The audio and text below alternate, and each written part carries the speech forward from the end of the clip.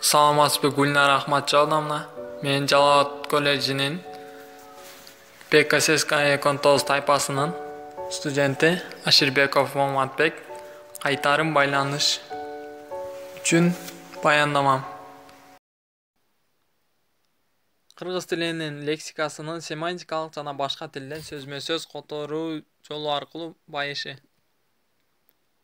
Эне тилибизде төл сөз катары мурдатан эле колдонулуп жүргөн кээ бир сөздөрдүн маанилик жактан кеңейип, жаңы кошумча мааниге ээ болушу кыргыз тилинин лексикасынын семантикалык жолу аркылуу байышы деп атайбыз. Мисалы уңгу, көшөгө, тамыр, мүчө, борбор, солчул жана башка сөздөр.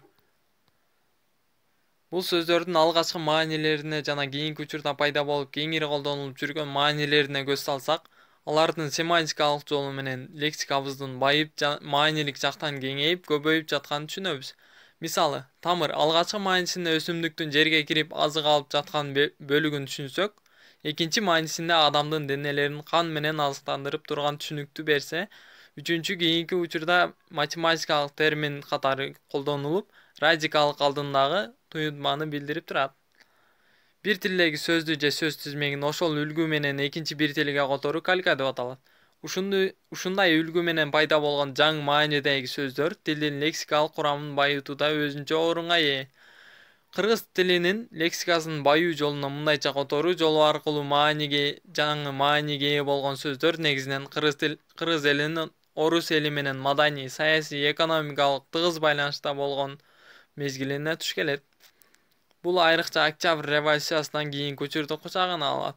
Башка бир тилдеги сөздөрдүн же сөз тизмегин ошол үлгүсүндө сөзмө-сөз которуу жолу менен жаңы мааниге ээ болгон сөздөр азыркы учурда тилибизде арбын учурайт. Мисалы, өндүрүш, производство, айыл чарба, сельское хозяйство, кол жазма, рукопись жана башка сөздөр.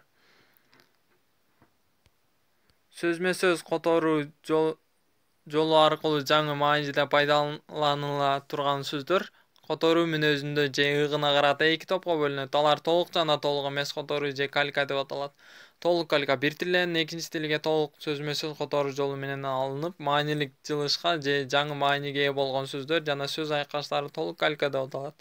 Мисалы, кызыл бурч, красный уголь, ардак такта, доска почета, темир жол, железная дорога, муздаткыч, холодильник. Толук эмес калька. Бир тилден экинчи тилге бири толук которулуп, экинчиси же калганы которулбастан алынып же жаңы түшүнүктү пайда кылган же маанилик жылыштарга ээ болгон татаал сөздөрдү же туруктуу сөз айкаштарын толук эмес калька дейбиз. Мисалы, улуттук гвардия, чийки сырье, кыймыл инерциясы, улуттук банк, 5 жылдык план, электр өткөргүчү, партиялык уюм жана башка сөздөр.